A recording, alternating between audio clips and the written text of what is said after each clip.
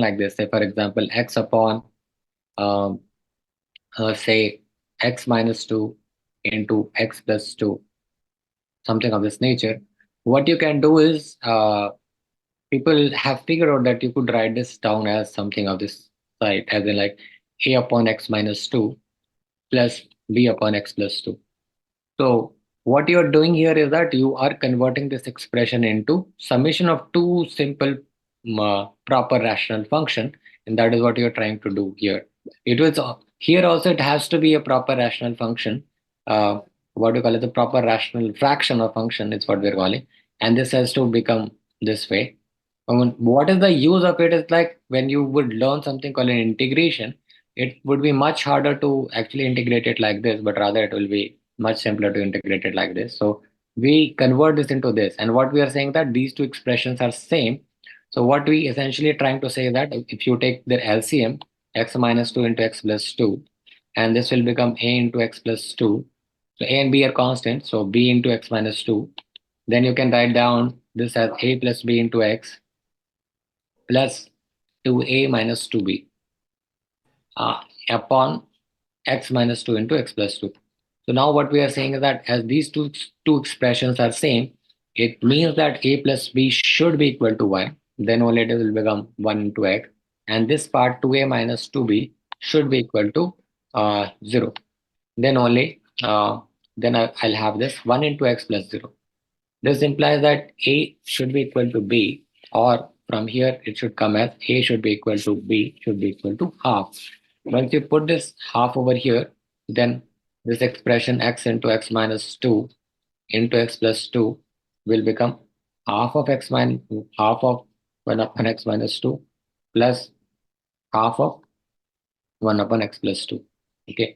So this expression has been changed to this expression actually. Okay, is what we are trying to do. That we are trying to basically make it a simple expression with only one term over here rather than having multiple terms like this. Okay.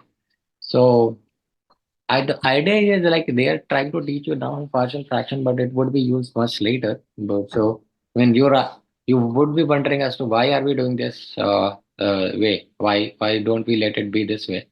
So we are changing it because it's much easier to integrate it this way than this way is what we will be doing when you learn about integration, right? So so there will be certain rules to it. So what I just told you is one kind of a rule here. There will be multiple rules there. How to convert a given kind of a fraction into a different kind of a fraction is what we'll be doing in a partial fraction. So one of the first type is what we call is that you have got an expression wherein it is what we just did now. So it could be ax plus b upon, well, let's say px plus q. This is the expression first type, which is px plus q upon x minus a into x minus b. And if you have got this expression, it is already proper rational function, because what you see is the degree here is 2. When you multiply, you will get the degree as 2, while the degree of this is 1. Now you can convert it into still a proper rational function like this. What you do is you write it down as like a upon x minus a plus b upon x minus b. So what you're doing here is you are making it a proper rational function still, and then creating it more like a simple form. We are saying that it should be equal to a plus b like this. Okay. So this is one form. All right. The Yes, sir. second form is this way. The same expression, for example, px plus q plus qx plus r, and denominator is actually x minus a whole squared into x minus b. In this type, what we do is still we will be, wherein what you're seeing is that the power of this is 2. Okay.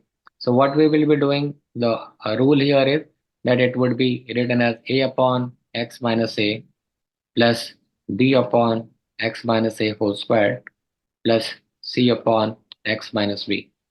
Okay. So what we are saying that you can convert this kind of a fraction, which is still a proper rational function, because here it's degree is 2, here is 3. You can convert it like this. So the thing to note here is that this x minus a whole square.